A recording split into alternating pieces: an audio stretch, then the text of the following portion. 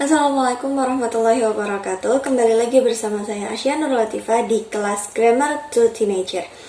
Oke, jadi hari ini kita akan membahas tentang past perfect tense. Nah, pertama kita harus tahu dulu apa itu past perfect tense. Jadi, past perfect tense itu adalah perubahan bentuk kata kerja untuk menggambarkan bahwa ada suatu tindakan di masa lalu yang telah selesai sebelum tindakan lain yang juga dari masa lalu itu terjadi. Jadi simpelnya, past perfect tense itu adalah tenses yang membahas suatu kejadian yang terjadi di masa lalu dan sudah selesai. Dan saat ini sudah tidak terjadi lagi, sudah tidak berlaku lagi. Kemudian, why we use it? Yang pertama, untuk menjelaskan suatu kejadian yang sudah selesai seperti tadi dijelaskan. Kemudian yang kedua, untuk menunjukkan intensitas dari sebuah kejadian. Kemudian membuat harapan atau conditional sentence. Dan yang terakhir, digunakan untuk reported speech. Nah, kemudian kita masuk ke karakteristik. Karakteristik dari past perfect tense itu yang pertama ada penggunaan had yang diikuti verb 3 untuk kalimat verbal. Jadi di sini untuk formula atau rumusnya itu semuanya baik they, we, I ataupun you ataupun he, she, it dan nama orang tunggal itu semuanya menggunakan had dan diikuti verb 3 untuk kalimat verbal semuanya. Kemudian penggunaan had yang diikuti been untuk kalimat nominal. Seperti yang kita tahu, kalimat nominal itu adalah kalimat yang di dalamnya tidak ada kata kerja. Oleh karena itu, kita menggunakan be to be untuk penggantinya. Dan di sini kita menggunakan bentuk ketiganya yaitu been. Kemudian yang ketiga ada penggunaan keterangan waktu khusus past perfect. Dan selanjutnya, tidak ada perbedaan untuk predikat subjek jamak maupun tunggal. Seperti yang tadi sudah dijelaskan, semua subjek menggunakan predikat had. Berbeda dengan present perfect tense yang menggunakan have atau has, tergantung pada subjeknya. Kalau past perfect tense ini, kita menggunakan sama rata had. Kemudian yang terakhir, adanya selang waktu yang digunakan. Nah, kita masuk ke formula atau rumusnya. Yang pertama, rumus kalimat verbal, kalimat positif, yaitu ada subjek yang diikuti had, verb 3, dan complement. Contohnya, you had eaten my food when I finished taking a bath. Kamu telah memakan makananku ketika saya selesai mandi. Jadi di sini kalimat ini diucapkan ketika tokoh saya, tokoh I, itu sudah selesai mandinya. Nah, tokoh kamu ini sudah selesai memakan makanannya ketika tokoh saya ini selesai mandi. Jadi, kegiatan makan makanan itu, eaten food itu, sudah selesai dilakukan. Kemudian contoh yang kedua, everyone here had done cleaning the office before we were there. Setiap orang di sini telah selesai membersihkan kantor sebelum kita datang. Jadi sebelum we, tokoh we itu datang, everyone here, semua orang, setiap orang yang ada di sini, tulisnya here, itu sudah selesai membersihkan kantor. Jadi ketika we itu di sana, kantor itu sudah bersih. Kemudian, she had given me a gift by the time of my last birthday. Dia telah memberiku sebuah hadiah pada saat ulang tahun terakhirku. Jadi kalimat ini diucapkan bukan pada saat hari ulang tahunnya, tapi setelahnya. Jadi dia memberikan sebuah hadiah itu sudah terjadi dan tidak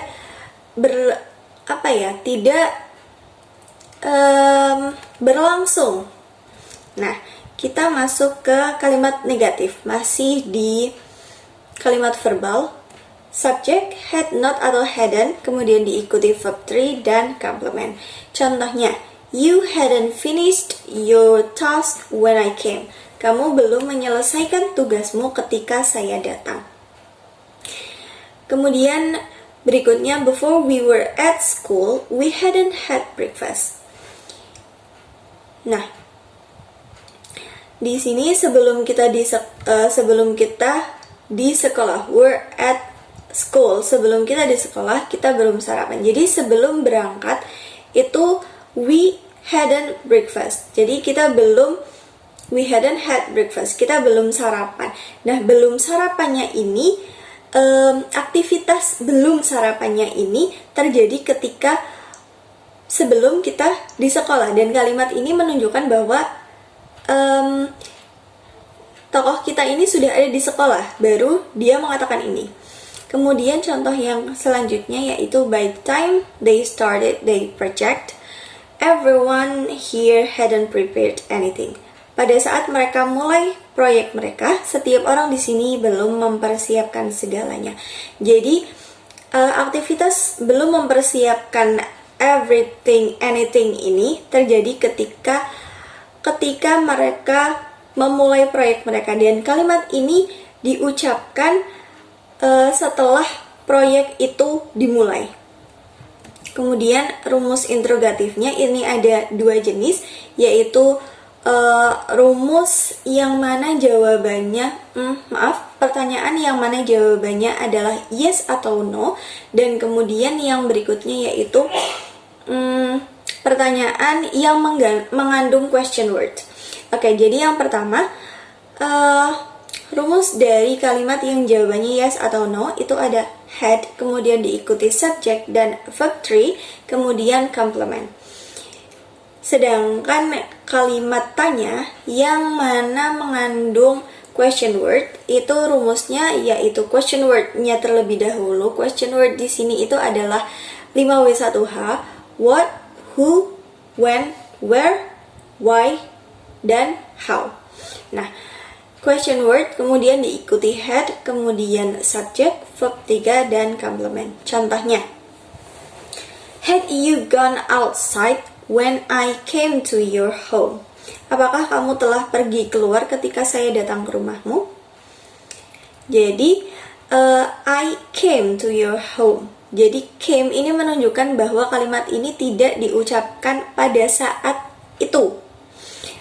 Pada saat dia melakukan aktivitas menuju rumahnya itu.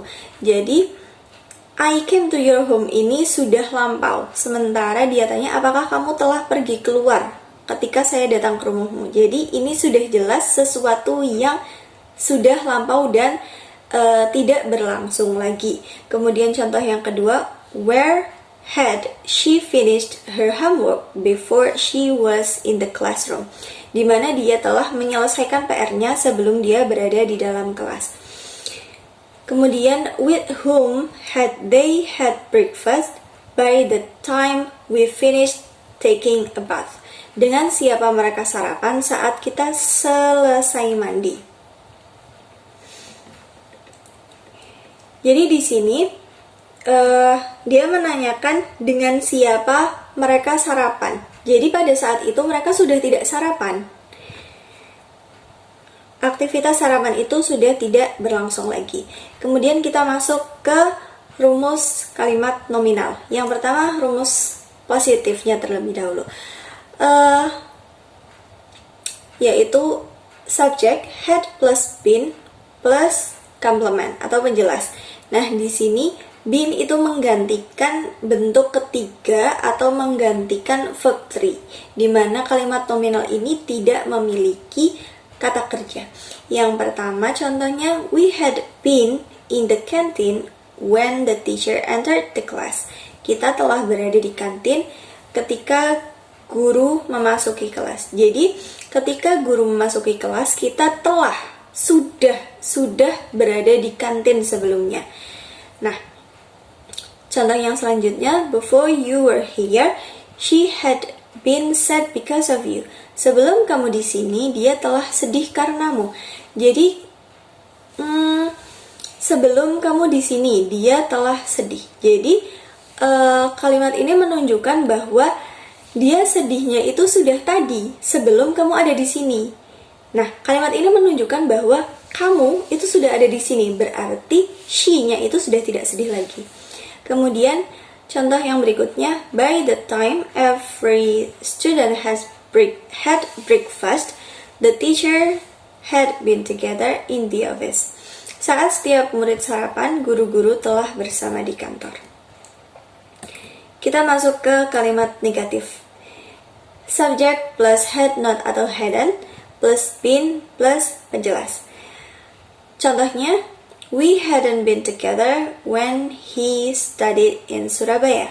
Kita telah tidak bersama ketika dia belajar di Surabaya. Jadi, kalimat ini menunjukkan bahwa ketika dia belajar di Surabaya, kita sudah tidak bersama lagi. Berarti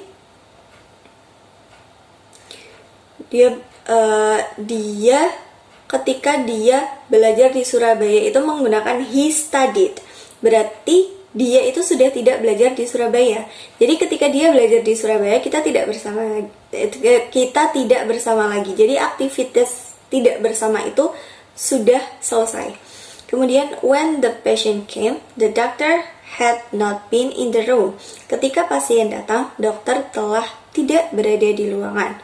Kemudian yang selanjutnya, everyone in the class hadn't been happy when the teacher gave a lot of homework. Setiap orang di kelas telah tidak merasa senang ketika guru memberikan banyak PR. Nah, kalimat-kalimat ini diungkapkan ketika sesuatu itu sudah selesai. Nah, kita masuk ke kalimat interrogatifnya. Had, subject, been, kemudian diikuti dengan kalimat penjelas atau question word-nya. Question word, kemudian diikuti had, subject, been, kemudian baru kalimat penjelas, kata penjelas. Contohnya, had she been in my home when I went to buy food? Apakah dia di rumahku ketika saya pergi untuk membeli makanan? Nah, jadi kalimat ini menunjukkan bahwa dia sudah tidak pergi membeli makanan. Dan dia bertanya, apakah tadi ketika saya membeli makanan, apakah dia datang ke rumah saya? Kemudian, whose bag had been on the teacher's table when the break time came? Tas milik siapa yang berada di atas meja guru ketika istirahat datang? Nah, kalimat ini menunjukkan bahwa waktu istirahat itu sudah tidak berlangsung lagi.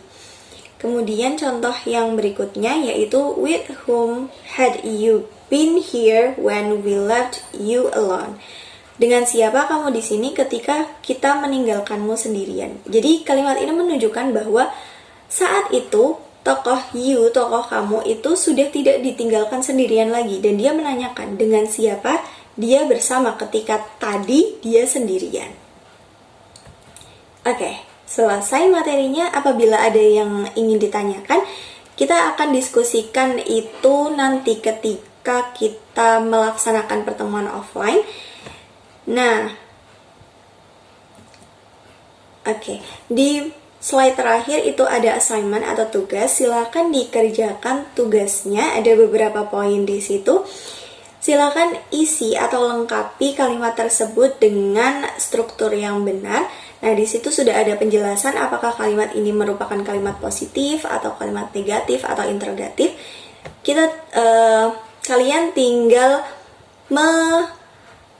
memberikan kata kerja yang sesuai. Bagaimana kata kerja itu harusnya ada. Begitu, kurang lebihnya mohon maaf.